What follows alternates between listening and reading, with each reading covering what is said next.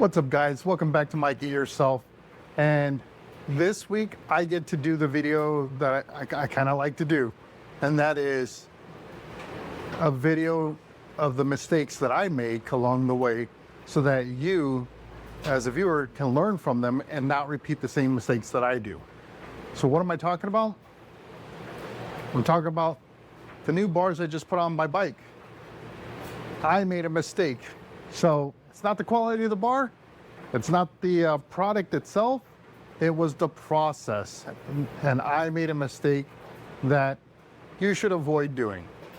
So let's talk a little bit about it. All right, so you're probably wondering, okay, Mike, so like what mistake did you make? Well, if you watch the video with me replacing these bars, and they're pre-wired, the step where you're replacing or you're adding your throttle-by-wire sensor requires you to cut that wire and solder in your sensor to the pre-existing wires in the bars. The kit comes with splices that are, they have like a little soldered core kind of in it, so you put your wires together in there and heat it up, and not only does it heat shrink itself around your wire, but it also melts the solder. Somewhere along the way I made the mistake and did not do a good job with that, and in my process, or I should say not my process, but when I went to take my bike out for a ride, I started getting errors. Now, if you watch the video, you also know that I called out that there were errors thrown, but they cleared out for me and I let the bike run and didn't have any issues. But what I didn't get to do is I didn't get to take it out for a ride at that time. I was actually just starting to suffer from my back issues, and so it was just, you know, not a smart thing for me to do, so I didn't go out. Well, let's fast forward to most recently, and in the process of moving handlebars around, I found the issue came back and I couldn't clear it this time. And it was a check engine light. It wasn't the little red dot light, it was the actual check engine light. And I'll share those codes here on the bottom, so that way you know what codes I'm talking about. But essentially what it's flagging was a wiring issue, not a sensor issue within the bars. So we're gonna take the bars off, we're gonna pull that wire out, and let's take a look at it. And I think what we're gonna do is just go ahead and resolder every wire, cut those splices out of the mix. We're gonna go hardwire, so that way we know we get a good solid connection, and then cover it up with some heat shrink. So without further ado, let's go ahead and jump into this. The bars are already off the bike. I didn't feel like there was any need to kind of walk you through that process. But essentially the wires in question here is this guy, well, not those guys, but this guy right here. So what we need to do is take a look at things to see if all is good. But essentially there's splices in the bars, and this may be one of the reasons people are saying, hey, I wouldn't want to do that or whatever. I don't know. Once we get these wires looked at, we find the fault. It may just be a bad soldering job. That's on me. That has nothing to do with the quality of the bars. That has nothing to do with the quality of the wiring. That was a job that I was doing, but we won't know that until we get this off. So pretty simple process. We got to just remove this so we can slide that sensor out, and I'm just going to pull it through. It may be a little bit of extra work, but at the end of the day, it'll be easier to work with, and then we can pull the cabling right back through the bars. What will be challenging as normal with bars is with the 90-degree curves, those always hang you up. So I already am mentally preparing myself for that struggle. So let me go ahead and get this thing off, and I'm just going to pull that sensor out so we can work with the wires. Okay, so I've pulled the throttle cable out enough where I can access where the splices are. I didn't have to pull it all the way through, so I have enough room to work with it. So now it's really just about pulling it apart. If I see something obvious, I'm going to just go ahead and call it out. But for the most part, I'm going to go through and resolder all of these wires individually. So it's going to take a little time. I'm going to go ahead and do the fast video or whatever with some music, because I like to listen to tunes while I do some of my work, and I don't want to get hit with a copyright strike. So like I said, if I find something obvious, I'll call it out. If not, enjoy the show.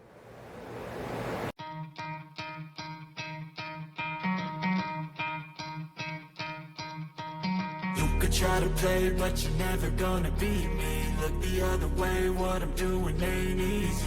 Bloody hands stained from the people who deceive me. Muddy hands break through the chains, go free me. Looking for change, looking for pain, pulling a mob, pushing a train. I'll never stop, stick to a lane, pick up the pieces and go rearrange.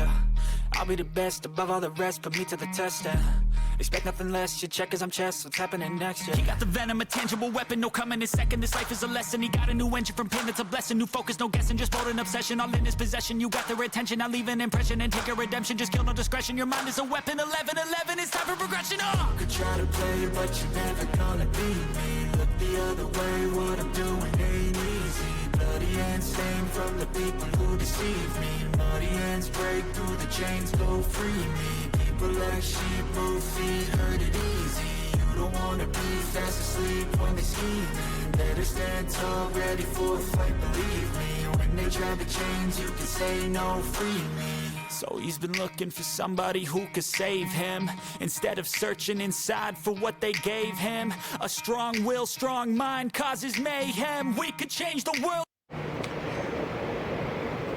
Everything's all soldered back up now. I had to go back and rework some stuff because I forgot like heat shrink. I'm just dumb.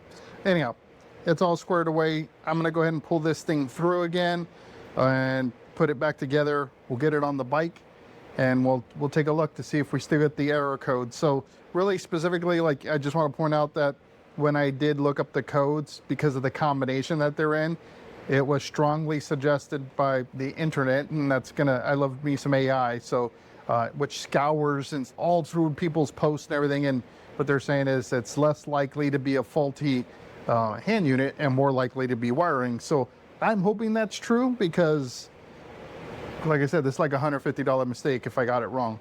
Anyhow, we're gonna go ahead and try it again, and hopefully it should be good to go. My gut is telling me that it probably will be, just because the first time we started it up, I was able to clear those codes, but this most recent time that I was getting ready to take off on it, the codes would not clear. So that means something changed in it, and that could have been due from the twisting of the handlebars, possibly. So a lot better shape this time, and we'll see how it goes. So let me get this all back together and I'll bring you back. All right, guys, we've got the bars back on, everything's hooked up. I'm gonna have to do some more adjustments, because every time you take them off, it's like, do I like my brake lever here or here, or you know what I mean? It's the one thing I hate about dealing with handlebars, period, is just you gotta work at getting them in the right spot. So anyhow, let's go ahead and turn it on. Let's see what we get as far as diagnostic reading goes. All right. So we're in diagnostic mode. So those are the ECM. These are the codes that we were getting. So let's take a look at them. So that's a 1510, a 2122, 2138, and that was it. So those three codes. Let's go ahead and try to clear these out. Oh. Hang on. And of course, if you have like a FP4 or something like that, you can easily clear these out using that. All right, so ECM, no. So that I was not able to do that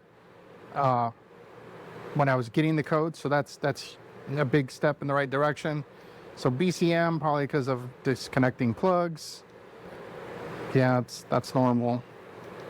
At least for my bike it is. So let's go ahead and let's clear that code out as well, because we know it's gonna give me the little red light, not the check engine. That was the other big deal, or big difference, was I got a check engine light versus the little red dot. All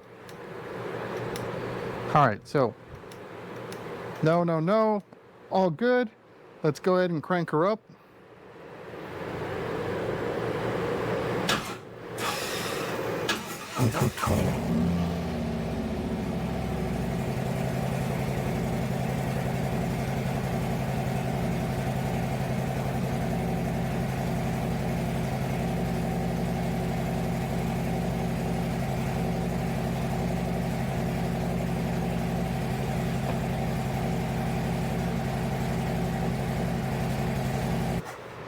Okay, so I started it while it was still in diagnostic mode.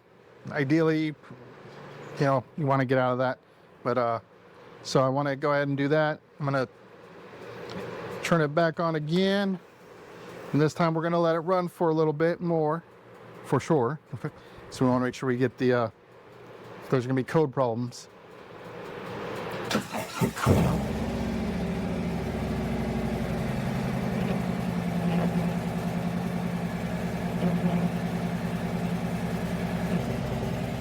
Now, one thing I've never done, and hopefully you can hear me as I'm talking over the motor, is I've never reset my codes through my head unit, but apparently you can.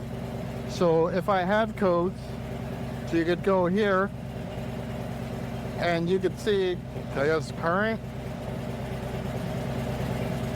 and then reset if you had any to reset. So I'll have to check that out at some point. I'll cover that maybe in a separate video, like a little short video. But we'll see. And I'm sorry for all the noise. I got fans going, so that way the exhaust doesn't make me go sleepy, right? All right, so I'm gonna let this bike run for a few, just so you're in idle. Or the other day when I got the engine codes, when I was getting that check engine light that wouldn't go out, I did the exact same thing. I just pulled it out. I was letting it warm up before I jumped on it to go head out. And that's when the errors showed up. So I wasn't actually even riding. I think the 1510 is like limp mode activated. So to give you an idea of what those errors are, it would have put the bike in limp mode, which means I wasn't really going anywhere. So I'm gonna have to let this thing sit. I just want to let it, idle for a bit, and then I will take it for a ride and see what we've done. Like, do we have a good fix, or am I back to the drawing table and then I make a $150 mistake? So let's see how it goes.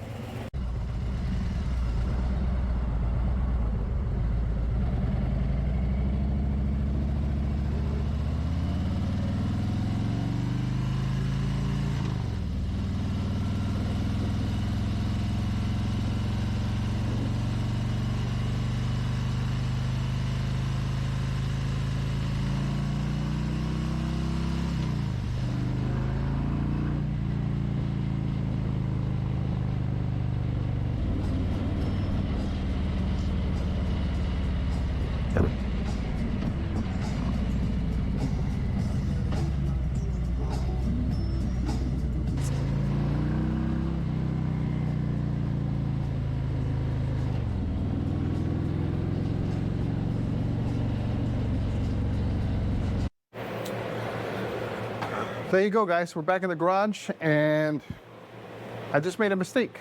So obviously, in my process of putting the new bars in, and when I did my soldering the first time, I used those heat shrink / soldering couplers, or whatever you want to call them, and they're good. Maybe when I pulled the cable back, when I was kind of feeding it back, it must have separated the wires. But here's the opportunity to learn from the lesson, right? For learn your lesson from your mistakes, I guess, or my mistakes. And that is, if you're going to do the throttle or your handlebars, where you're going to do the pre-installed wiring, and you're not getting a brand new throttle sensor, when you do your soldering, do not depend on the splices, but rather do your own hard solder, so that way you know you've got a good secure connection, and then pull it through. Yeah, that's lesson learned for me for sure. So I can't wait to get these things adjusted, because they are a little bit further forward than I'd like as far as the bars go, and then I've got to rotate the brake handle and the clutch handle just to get them to sit right where I want them. And I'm looking forward to going out hopefully this weekend for another little short ride. Really enjoyed the wind now that my back's a little bit better, but I've got to take it easy just because I could easily put myself in a bad state. So I hope you enjoyed this video. If you did, hit that thumbs up. If you enjoy my content, I would love to have you as a member of our community. Provide your input, provide your feedback, share ideas, that kind of good stuff. And until my next video does post, I hope to see you in the wind.